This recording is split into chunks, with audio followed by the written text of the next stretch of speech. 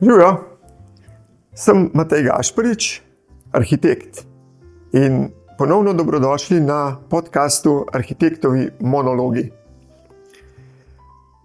V našem arhitekturnem studiu Biro Gašparič smo specializirani za snovanje in gradnjo enodružinskih hiš.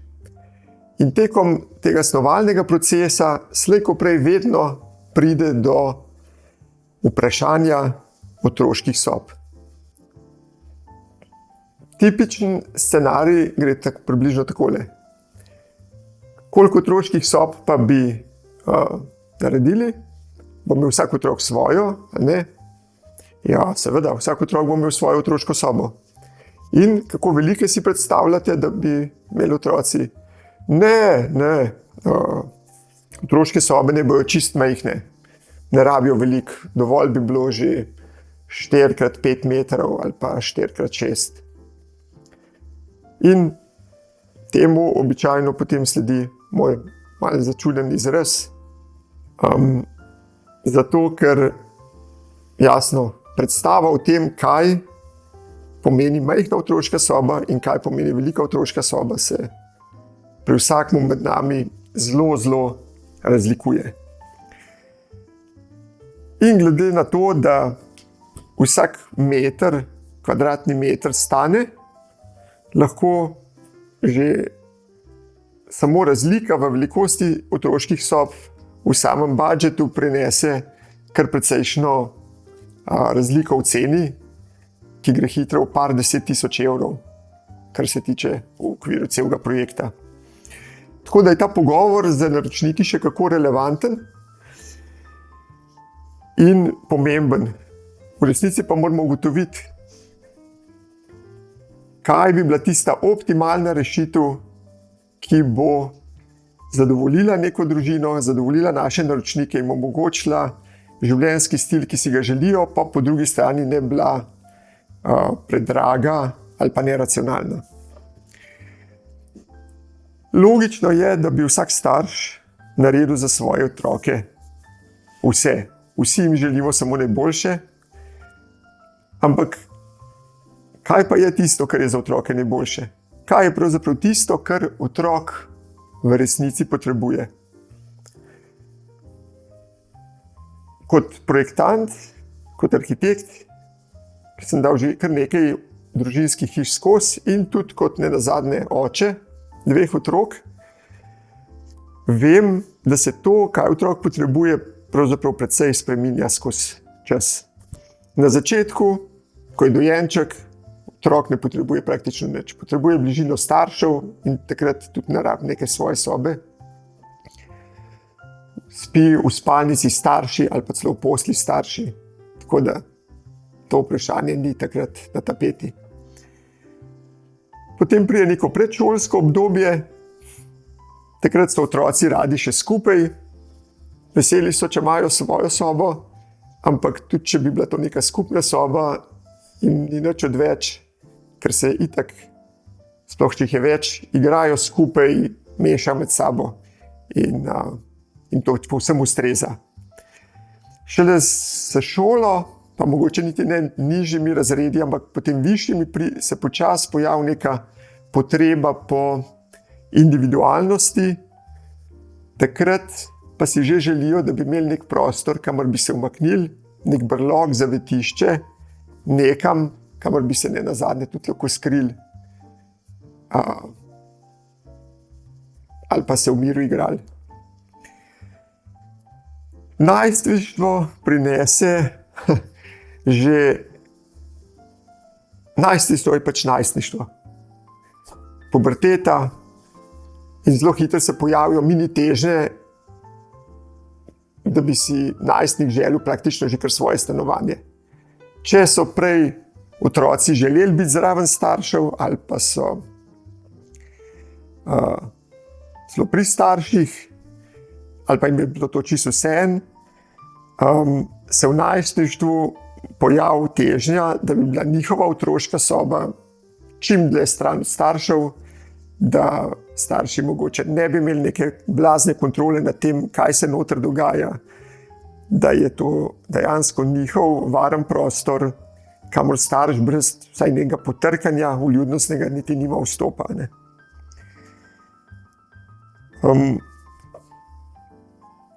Konec najstniškega obdobja in potem začetek 20-ih se ta želja po praktično mini lastnem apartmaju, že skoraj stanovančku, še poveča, takrat se začnejo pojavljati tudi neki partnerji in takrat je ta potreba po individualnosti še toliko večja. Nakar pa, se pravi, zdaj smo videli, kako te potrebe naraščajo, nakar pa v nekem zdravem razvoju nastopi prelom, otroci se odselijo, njihove sobane ostanejo prazne in v njih se naselijo bodisi neke rumpelkamre, ali pa jim dobijo nek drug namen oziroma funkcijo. Zdaj, ko mi naročnik reče, otroška soba naj bo recimo velika 4x5 metrov, to je 20 kvadratov. V takem primeru se vedno spomnim, da ko sva šla z Alenko na svoje, sva najela garsonjero, ki je imela 23 kvadratnih metrov. In ta garsonjera je imela vhod, imela sva kam obesiti obleke, ko sva prišla domov, imela je kopalnico, mini, ampak kljub vsemu, imela je kuhinjco, imela sva kje jest, se pravi, bi lahko rekli jedilnico. Edino, kar si je funkcijsko delil prostor, je bila glavna soba, ki je praktično služila tako kot dnevna soba in istočasno tudi kot spalnica. Zdaj, če ves ta program, ki sva ga midva imela na 23 kvadratnih metrih, primerjamo s programom, ki ga potrebuje neka otroška soba, je hitro jasno, da otroška soba tudi podrazno ne potrebuje 20 kvadratov. Otroška soba potrebuje neko posteljo, neko mizo, ki je lahko čisto normalne velikosti, razen če bo otrok študiral arhitekturo, pa je mogoče malo večjo, oziroma vsaj v našem času smo potrebovali večjo, ker smo morali risati, danes se pa itak riše na računalnik, pa mogoče še to ne. Potrebuje nek stol, neko garderobno omaro, mogoče tekoči meter garderobne omare in to je to. Tako da, kakšna je torej idealna otroška soba? Oziroma mogoče še boljše vprašanje, kakšna je idealna konfiguracija otroških sob? Kako jih zasnovati racionalno? Jasno, rešitve se razlikujejo od družine do družine, od projekta do projekta. In tukaj, ker ne vem komu, za koga gre, jasno ne morem dati nekaj nasveta. Kar lahko naredim v tem primeru je, da lahko samo predstavim nekaj primerov dobrih praks. Dam neke ideje, ki jih uporabljamo, pokažem na nekih primerih, kaj smo naredili, potem pa se nekako vsak odloči sam, kako bo pristopil v tej problematiki. Zdaj, kot prva stvar, ki bi se jo dotaknil, je, ali vsak otrok sploh potrebuje svojo otroško sobo. Včasih se je vse dogajalo v enem prostoru. V enem prostoru se je kuhalo, jedlo, bivalo. Mislim, da svojo sobo je imel le lastnik hiše, medtem ko vsi otroci so pa spali tam nekje zgoraj na peči. Danes je po mojih izkušnjah nekemu naročniku predlagati, da bi otrok ne imel svoje sobe, ampak da bi imela recimo svojo sobo 2 otroka skupaj, skoraj heretična ideja. Marsikdo te pogleda na način, kot da bo njegov otrok gor zrastel za travmo, če ne celo retardiran, samo ker ni mu bilo omogočeno, da spi v svoji sobi. Zdaj, jaz v to nisem ravno toliko prepričan.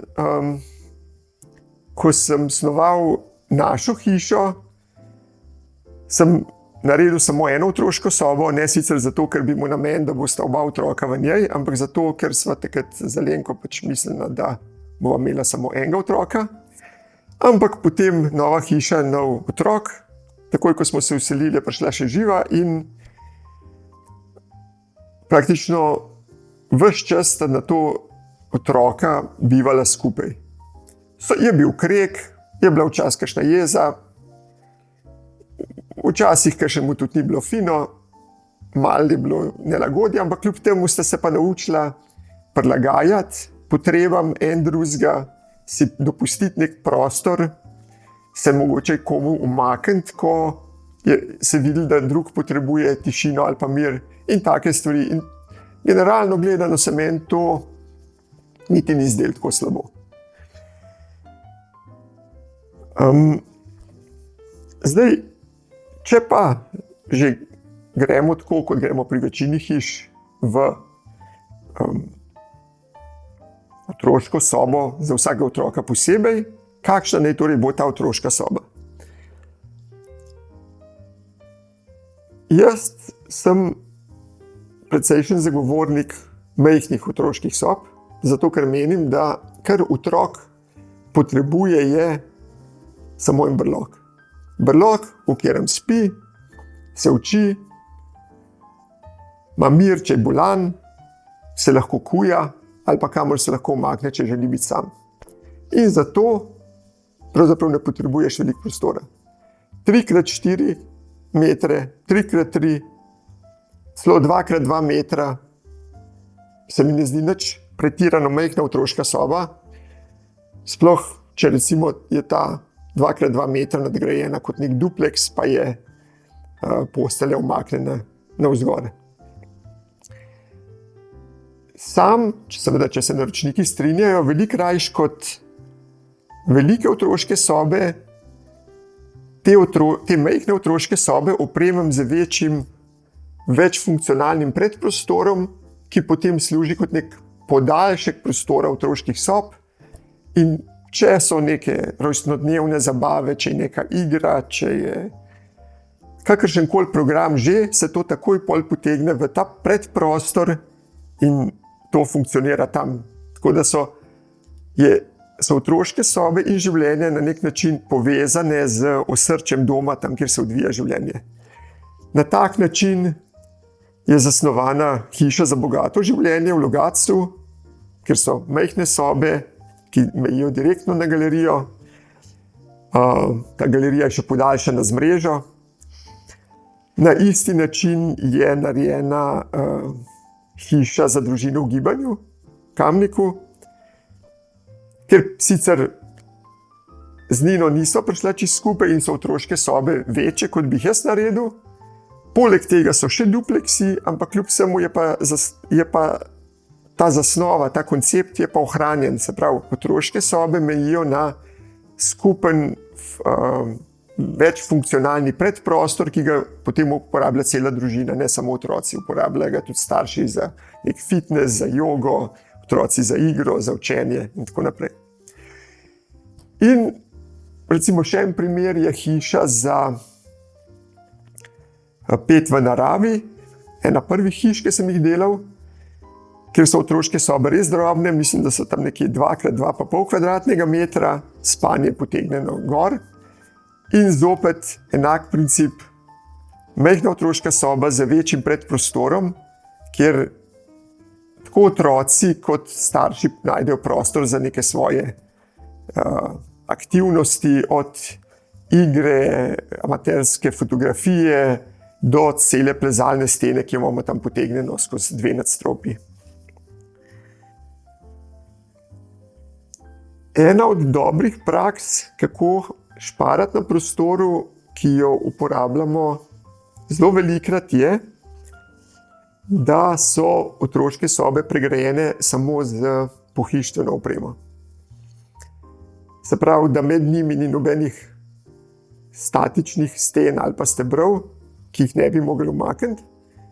Otroške sobe deli samo omara in imeli smo že lepe primere, ko je bila omara zasnovana tako, da je omogočala v zgodnji otroški fazi prehajanje med otroškima sobama. Otroški sobi sta bili povezani in celo ta prehod je bil oblikovan kot hiška in je kot tak ustvarjal nek svoj ambient za igro. Ampak že v fazi oblikovanja notranje opreme je bil pripravljen tudi načrt da ko si bosta pa otroka zaželela, da se umakneta, da so sobi odvojeni, se preprosto ni treba nobenega podiranja, nobenega ruvanja parketa, podiranja gipsten, postavljanja gipsten. Naredi se še 2 kosa omare, da se jih v ta prehod in otroški sobi sta lepo ločeni. Na ta način je v bistvu kos pohištva tudi tako ločnica kot tudi igralo. En zelo klasičnih, oziroma en zelo standardnih principov, na kjer ga šparamo prostor otroških sob, da si omogočimo, da so v resnici manjše, je, da z omarami pregradimo otroško sobo od nekega hodnika. To za sabo potegne to, da se neka vrata odpirajo v globino omar, kar pomeni, da tudi če bi bila soba 2x2 metra, odprta vrata teh 2x2 metra ali pa 2x3 metra niso pobrala nič prostora, zato ker so se odprla med omarami in to potem spet omogoči, da je tista sobca manjša, bolj racionalna in tako naprej. Tak primer je podobno narejen pri hiši za družino v gibanju. V glavnem, kar nekajkrat smo se poslužili tega načina za racionalizacijo same kvadrature otroških sob. V Sloveniji so na veliko področjih predpisane tudi dvokapne strehe, oziroma tudi če niso predpisane, marsikera področja so takšna, da že neka arhitekturna tipologija to narekuje. In v tem primeru zelo velikokrat to višino izkoristimo za to, da naredimo tako imenovan dupleks. Se pravi, majhna kvadratura otroške sobe v pritličju, sam namreč zelo rad umeščam otroške sobe v pritličje, ker se mi zdi kvaliteta življenja v sobi, iz katere lahko stopiš direktno ven na travo, bistveno večja, kot če si pospravljen nekam v neki mansardi.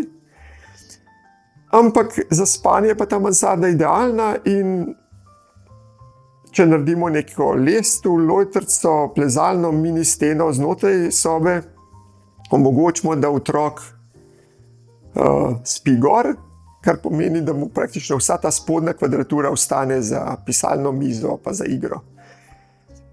Praktično ne poznam otroka, ki smo mu naredili ta dupleks, da ne bi bil nad njim navdušen, pa da ne bi zelo rad lezel gor pa dol. Na ta način je narejena otroška soba v hiši za iznajdljivo družino. Na isti način je spet so narejene otroške sobe za družino v gibanju in še marsikera druga. Zdaj, izjema, jasno, pri vseh pravilih ali pa pri vseh praksah obstajajo izjema. V tem primeru bi kot izjemo pokazal hišo za 5 in ves svet prijateljev. To je hiša za družino, kjer je on domačin, Slovenec, partnerica pa je iz Danske.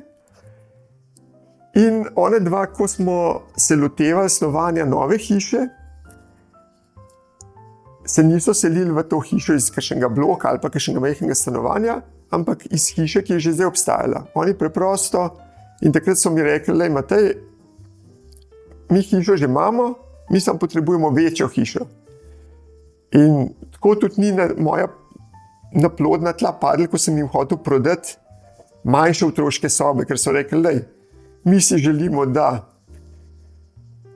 tudi ko se bojo otroci odselili, se zavedamo tega, ampak želimo, da te sobe ostanejo, zato ker imamo pogosto obiske, pridejo ženini sorodniki in želimo imeti prostor, in to bo prostor, kjer lahko preživijo tudi več časa, ne samo eno noč, in želimo tudi, da se bojo otroci kam vračali. In zato so pa tam otroške sobe zasnovane nekoliko drugače, so tudi večje in tako, da se tako da se ta funkcija, ki so se želeli, dejansko je izpolnjena. Za zaključek, časi, ko se je delalo večgeneracijske hiše, mislim, da so danes kar preživeti. Kdor se danes loteva hiše, tudi če ga mika, da bi kaj takega naredil, mislim, da je veliko bolj smotrno, da ta denar, ki bi ga za vse te dodatne prostore porabil, nekam smotrno naloži, pa takrat, ko bojo otroci šli iz gnezda, jim pomaga finančno, da se osamosvojijo, ne pa da jih z 350 kvadratno hišo v 3 nadstropjih preveže nase, da ostajajo v njej. Zato sem jaz, kot sem že dejal, načeloma za majhne otroške sobe, zasnovane in pozicionirane tako, da sledijo fazam odraščanja, da se jim lahko prilagajajo in da so nenazadnje takšne, da jih otroci na koncu prerastejo in postanejo tudi neudobne in ne omogočajo več vsega tega, kar bi si kot odrasli najstniki želeli, tako da se to potem nekako gladko izpelje v nek, za moje pojme, zdrav razvoj, da otroci tudi odletijo iz gnezda. Je pa seveda idealno, da ko se to zgodi, da so te sobe umeščene tako, da jih lahko uporabimo za kaj drugega. Še najslabše, če postanejo kakšne rumpelkamre, boljše, če so to potem spet neke delovne sobe ali pa sobe za goste morda, ali pa domača telovadnica, ali pa da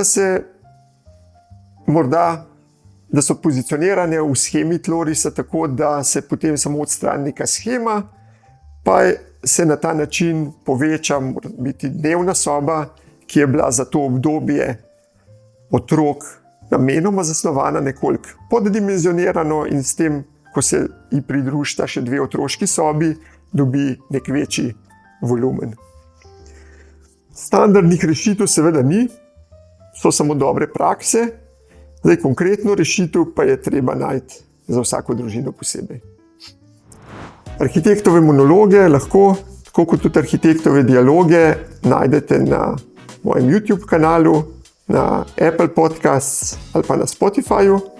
Vkolikor vas te tematike, o katerih tukaj govorim, zanimajo, bom vesel, če kliknete subscribe, kar vam bo omogočilo, da boste vsakič, ko bo nova epizoda gor, o njej tudi obveščeni. Več o projektih, ki jih omenjam, najdete na naši spletni strani birogašparič.com.